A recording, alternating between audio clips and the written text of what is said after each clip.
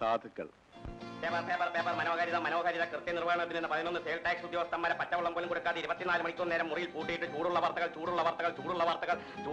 ചാറ്റി പത്രം വായിക്കണം ചാറ്റി ചൂടുള്ള വാർത്തകൾ കൃത്യനിർവഹണത്തിന് 11 സെയിൽ ടാക്സ് ഉദ്യോഗസ്ഥന്മാരെ പച്ചവെള്ളം പോലും കൊടുക്കാതെ 24 മണിക്കൂർ നേരം മുറിയിൽ പൂട്ടിയിട്ട് ചൂടുള്ള വാർത്തകൾ. മനോഹാരിത. നിങ്ങൾ എന്തൊക്കെ മത്തായി കാണിച്ചു കൂട്ടിയത്? കുറച്ചുകൂടി ബുദ്ധിപൂർവ്വം പ്രവർത്തിക്കണ്ടേ? അതൊക്കെ ശരി. ഇപ്പൊ കാര്യമായി കുഴഞ്ഞിരിക്കുകയാണ്. പ്രതിപക്ഷവും പത്രക്കാരും ഒക്കെ എന്തെങ്കിലും ഒന്ന് കിട്ടാൻ വേണ്ടി കാത്തിരിക്കുകയല്ലേ? പോരാത്തവന് ഉദ്യോഗസ്ഥന്മാർ പണിമുടക്ക് നോട്ടീസ് തരാൻ പോണെന്ന് കേട്ടു. അതിനൊന്നും എനിക്കൊരു പേടിയുമില്ല. ഇതുപോലെ എത്ര പ്രാവശ്യം ഉരുണ്ടുകൂടിയതാ. എല്ലാം ഞാൻ പൊട്ടിച്ചെടുത്തില്ലേ. ഇതിന് ഞാൻ വഴി കണ്ടിട്ടുണ്ട്. അങ്ങനെ കൃത്യനിർവഹണത്തിന് വേണ്ടി ചെന്ന സെയിൽ ടാക്സ് ഉദ്യോഗസ്ഥന്മാരെ ദേഹോപദ്രവം ഏൽപ്പിക്കുകയും ആഹാരം പോലും കൊടുക്കാതെ തന്റെ ബംഗ്ലാവിലെ മുറിയിൽ അടച്ചിടുകയും ചെയ്ത കുറ്റത്തിന് കോടീശ്വരനും വ്യവസായ പ്രമുഖനുമായ മത്തായി മുതലാളിയെ അറസ്റ്റ് ചെയ്ത് കസ്റ്റഡിയിലെടുക്കുന്നതാണെന്ന് ബഹുമാനപ്പെട്ട മുഖ്യമന്ത്രി ഉദ്യോഗസ്ഥന്മാരുടെ പ്രതിനിധികൾ കുറിപ്പ് കൊടുത്തതിന്റെ അടിസ്ഥാനത്തിൽ അവർ പണിമുടക്ക് പിൻവലിച്ചിരിക്കുന്നു.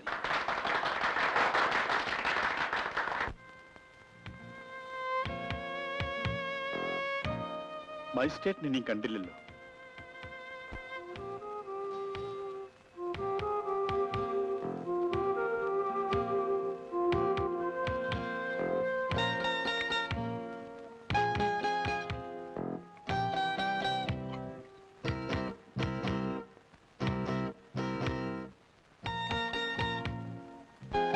അതാ മജിസ്ട്രേറ്റ് വരുന്നുണ്ട്. അങ്ങനെയായിരിക്കും ആണുങ്ങളോട് കളിച്ചാൽ. മജിസ്ട്രേറ്റ് ആശുപത്രിയിൽ നേരിട്ട് ചെന്ന് ജാമ്യം കൊടുത്ത ചരിത്രമുണ്ടോ? ഇതുപോലൊരു ജനാധിപത്യം ഈ ഭൂമുഖത്ത് എവിടെയെങ്കിലും ഉണ്ടോടാ പത്രോസേ? ജനാധിപത്യമല്ല പൗലോസ് ചേട്ടാ, ജനാധിപത്യ സോഷ്യലിസം. നമ്മൾ സോഷ്യലിസത്തിലേക്ക് ത്വരിതഗമനം ചെയ്തുകൊണ്ടിരിക്കുകയാവുന്നു. എന്നിട്ടും നമ്മുടെ മുക്കിനെ പറ്റി അപവാദം പറയുന്നവരെ തൊഴിക്കണം. ഉദ്യോഗസ്ഥന്മാർക്ക് പരിശോധിക്കാൻ സ്വാതന്ത്ര്യം, മത്തായി മുതലാളിക്ക് അവരെ തൊഴിക്കാൻ സ്വാതന്ത്ര്യം, ഇതെല്ലാം പൊട്ടിച്ചെടുക്കാൻ മുഖ്യമന്ത്രിക്ക് സ്വാതന്ത്ര്യം. ഇതല്ലേ യഥാർത്ഥ ജനാധിപത്യ സോഷ്യലിസം?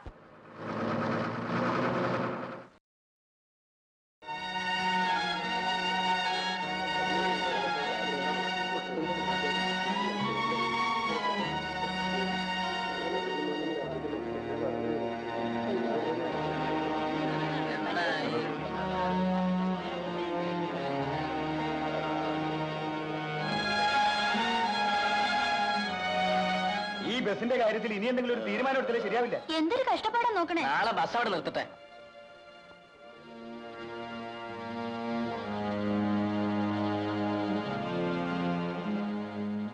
വന്നാട്ടെ സാർ. വരണം സാർ.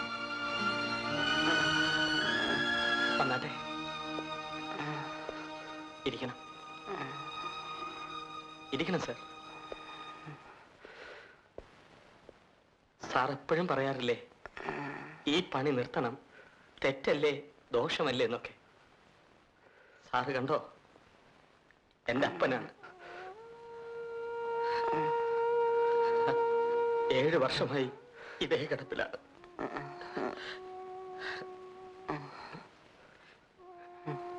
ജൈനമ്മേ, എന്റെ പെങ്ങളാ. വയസ്സ് 20ആയി. ഞങ്ങൾ 3 പേരുടെയും ചെലവ് നടക്കണം. അപ്പന് മരുന്നും കഷായമൊന്നും പറഞ്ഞ് ദിവസം 5-8 രൂപ വേണം. പലപ്പോഴും തോന്നിയതാ ഇവർക്ക് വിഷം കൊടുത്തിട്ട് ഞാനും അങ്ങ് കഴിച്ചാലോ എന്ന്. പക്ഷെ അതൊരു പരിഹാരമാവില്ലല്ലോ. ഞാൻ എന്ത് ചെയ്യണം സാർ? കൈ നീട്ടി തെണ്ടുന്നതിന് പകരം പാട്ട് നീട്ടി കാണിക്കുന്നു എന്ന് മാത്രം. ഞാനിത് നിർത്തണോ സാർ?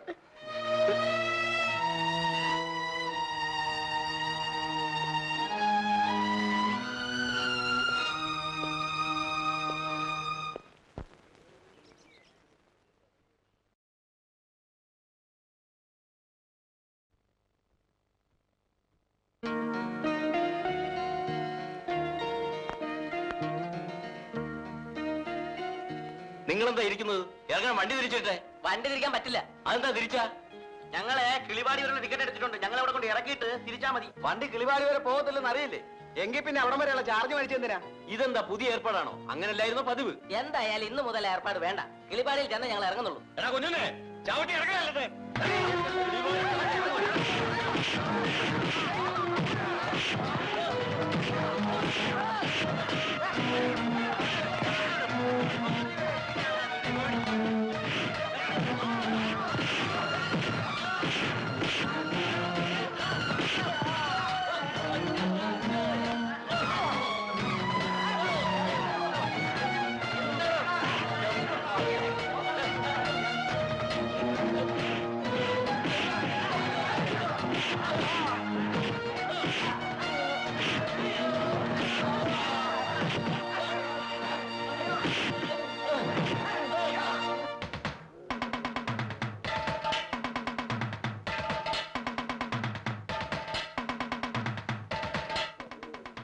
അവര് നിങ്ങളെ തല്ലു മക്കൾ. അവര് ഞങ്ങൾ ചവിട്ടിയെ പുറത്താക്കിയത്. ബസ്സോടെ കിടപ്പുണ്ടോ? അവർ ഓടിച്ചോണ്ട് പോയി. എന്ത് അക്രമമായി കാണിച്ചിരിക്കുന്നത്? ഇതങ്ങനെ വിട്ടുകൂടാ. എന്ന് വെച്ചാൽ അവർ വണ്ടി വിട്ടു പോയില്ലേ? പക്ഷേ വണ്ടിയുടെ ഉടമസ്ഥനുണ്ടല്ലോ, മത്തായി മുതലാളി. അയാൾ ആദ്യം കാണാം, എന്നിട്ട് ബാക്കി കാര്യം. വരൂ.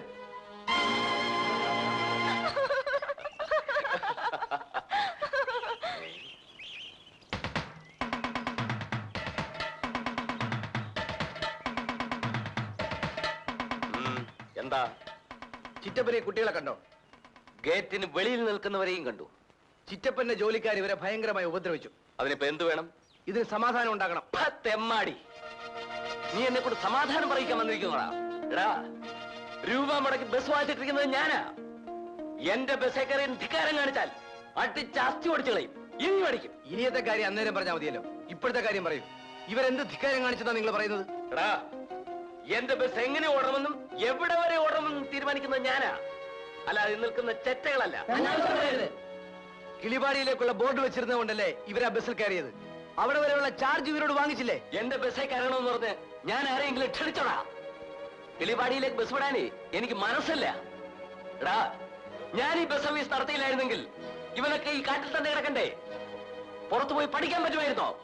അതിനൊക്കെ നന്ദി പറയട്ടെ. ചുരുക്കി പറഞ്ഞാൽ ചുരുക്കി തന്നെ പറയാം. ബസ്സിൽ കയറി മര്യാദയ്ക്ക് യാത്ര ചെയ്തില്ലെങ്കിൽ ഇനിയും അടിക്കും. അപ്പോ അതാണ് നിങ്ങളുടെ തീരുമാനം? ഞാനൊന്ന് ചോദിക്കട്ടെ സണ്ണിച്ചായ, ഈ ലോ ക്ലാസിന്റെ ഒക്കെ കൂട്ടത്തിൽ നടക്കാനും ഇവർക്ക് വേണ്ടി വാദിക്കാനും സണ്ണിച്ചാന് നാണമില്ലേ? കണ്ടോടാ, ഒരു പെണ്ണായി ഇവളോട് പഠിക്കടാ. ഇവള് പെണ്ണോ? അടികൊണ്ട് അവശരായി വന്നിരിക്കുന്ന ഈ കുട്ടിയോട് സഹതപിക്കാൻ പോലും കഴിയാത്ത ഇവളാണോ പെണ്ണ്? ഇവറ്റകളോടൊക്കെ സഹതപിക്കാനോ? എന്റെ പ്രസ്റ്റീജ് നോക്കേണ്ടത് എന്റെ കടമയാണ്. പ്രസ്റ്റേജ് എന്ന് പറഞ്ഞാൽ വിവരദോഷം എന്നല്ല പിന്നെ അർത്ഥം. മറ്റുള്ളവരെ സ്നേഹിക്കുകയും ബഹുമാനിക്കുകയും ചെയ്താൽ അത് തിരിച്ച് ഇങ്ങോട്ടും കിട്ടും. അതാണ് ഏറ്റവും വലിയ പ്രസ്റ്റേജ്. നീ ഏതോ പട്ടണത്തിൽ പോയി എന്തൊക്കെയോ കാർത്തരങ്ങളും പഠിച്ചിട്ട് വന്നിരിക്കുന്നു. എന്നിട്ട് പ്രസ്റ്റേജ് പോലും പ്രസ്റ്റേജ്. ഇറങ്ങിപ്പോടാ. ഞാൻ നേരത്തെ ഇവിടെ നിന്ന് ഇറങ്ങിയവനാണ്. ഈ ഒരു കാര്യമല്ലായിരുന്നെങ്കിൽ വീണ്ടും വരില്ലായിരുന്നു. ഇതിന് സമാധാനം ഉണ്ടാക്കാമെന്ന് ഞാൻ നോക്കട്ടെ. വരും.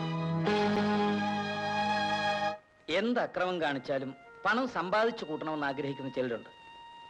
അവരെ പറഞ്ഞു തിരുത്താൻ ബുദ്ധിമുട്ടാണ്. മത്തായി ആണെങ്കിൽ ഒരു പ്രത്യേക തരക്കാരനാണ്. എല്ലാം അറിഞ്ഞുകൊണ്ട് തന്നെയാണ് ചോ പോയത്. എന്ത് കാര്യത്തിനായാലും ഈ പ്രായത്തിലുള്ള കുട്ടികളോട് ഇങ്ങനെ ചെയ്യാവോ? അതിന് മാപ്പ് വരണമെന്നൊന്നും പറഞ്ഞില്ല. ഒന്ന് സഹതപിക്കെങ്കിലും ചെയ്തുകൂടെ ആ മനുഷ്യന്? ശരി, ഏതായാലും ഞാൻ മത്തായിയോട് സംസാരിച്ചു നോക്കട്ടെ. അതുവരെ നിങ്ങൾ സമാധാനമായിട്ടിരിക്കണം. ഇവിടെ ഇപ്പൊ എന്തുണ്ടായെന്ന് അച്ഛൻ പറയണേ? വണ്ടിയെ കയറി ധിക്കാരം കാണിച്ചു, അടി കൊടുത്ത് ഇറക്കി വിട്ടു, കൊണ്ടോണ്ട് വീട്ടിൽ പോണം. അല്ലാതെ ഈ പരാതി പറയാനും സമാധാനം ഉണ്ടാക്കാനും മാത്രമുള്ള കാര്യം എന്താ? അങ്ങനെ പറയരുത് മത്തായിക്കുട്ടി. ഒരു സഹാനുഭൂതിയോടുകൂടി മത്തായിക്കുട്ടി ഈ പ്രശ്നത്തെ സമീപിക്കണം. അതാ എനിക്ക് പറയാനുള്ളത്. അച്ഛോ, കൊടും കാടായിരുന്നു ഇവിടെ. ഇവിടെ ആദ്യമായിട്ട് വന്നവൻ ഞാനാ. ഇവനൊക്കെ ഇങ്ങോട്ടുള്ള വഴി കാണിച്ചു കൊടുത്തത് ഞാനാ. എന്നെ സ്തുതിക്കണ്ടേ ഇവനൊക്കെ? അതിനു പകരം കാട്ടുമത്തായി എന്നുള്ള പേര് വിട്ടു പോരെ? ഞാൻ ഈ കാട്ടി വന്നത് കഞ്ചാവ് കൃഷി ചെയ്യാനാണത്രേ. എനിക്കിവിടെ കഞ്ചാവ് കൃഷി ഉണ്ട് പോലും. ഉണ്ട്, കഞ്ചാവ് കൃഷി ഉണ്ട്. ഇവനെ കൊണ്ടൊക്കെ എന്നെ എന്ത് ചെയ്യാൻ പറ്റും? മത്തായിക്കുട്ടി പ്രശ്നത്തിൽ നിന്ന് തെറ്റുന്നു. എനിക്ക് ഇടപെടാൻ കൊള്ളാവുന്ന പ്രശ്നമല്ലിത്. എങ്കിൽ അച്ഛൻ അച്ഛന്റെ പ്രശ്നത്തിലേക്ക് വരൂ. കഴിഞ്ഞതെല്ലാം പൊയ്ക്കോട്ടെ, അത് മറക്കുക. ഒന്നുകിൽ ബസ് കിളിപാടി വരെ ഓടിക്കുക, അല്ലെങ്കിൽ ഓടുന്ന സ്ഥലം വരെയുള്ള ചാർജ് വാങ്ങുക. അച്ഛോ, കുർബാന ചൊല്ലുന്നത് പോലെയല്ല പണം ഉണ്ടാക്കുന്നത്. പണം ഉണ്ടാക്കാൻ വേണ്ടി എന്തും ചെയ്യാം. അതിൽ ശരിയും തെറ്റും നോക്കേണ്ട കാര്യമൊന്നുമില്ല. അങ്ങനെ പണം സമ്പാദിക്കുന്നത് തെറ്റാണ് മത്തായിക്കുട്ടി. അരുതാത്ത ഒന്നും ചെയ്തുകൂടാ. ഇപ്പോ ഈ പ്രശ്നം തന്നെ ഒന്ന് എടുത്തു നോക്കൂ. കിളിപാടിയിലേക്കുള്ള ചാർജ് വാങ്ങിയിട്ട് യാത്രക്കാരെ വഴിയിൽ ഇറക്കി വിടുക, അത് ശരിയാണോ? അച്ഛോ, അച്ഛൻ സ്വർഗത്തിലേക്കുള്ള വഴിയുടെ കാര്യം നോക്കിയാൽ മതി. കിളിവാടിയിലേക്കുള്ള വഴിയുടെ കാര്യം ഞാൻ നോക്കിക്കോളാം. അച്ഛന് വേറെ വല്ലതും പറയാനുണ്ടോ? ഇത് പറയാനാണ് ഞാൻ വന്നത്. എങ്കിൽ അത് പറഞ്ഞു കഴിഞ്ഞിരിക്കുന്നു. ഇനി അച്ഛന് വേണമെങ്കിൽ പോവാം. അപ്പോ അച്ഛോ, അച്ഛന്റെ പണി നോക്ക്. ആ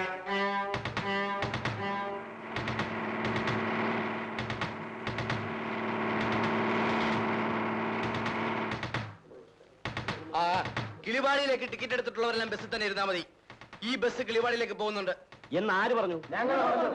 ആ നിങ്ങളകത്ത് പോയിരിക്കണം. ബസ് കിളിവാടിൽ ചെന്ന് നിൽക്കും. എങ്കിൽ അത് തന്നെ ഒന്ന് കാണണമല്ലോ. കാണാനൊന്നുമില്ല. ബസ് ഞങ്ങൾ കൊണ്ടുപോകും. മര്യാദയ്ക്ക് മാറി നിൽക്കുന്നതാണ് നല്ലത്. പിന്നെ കൊണ്ടുപോകും. ഞങ്ങൾ കയ്യും കെട്ടി നിന്ന് തരാം. നിൽക്കണം.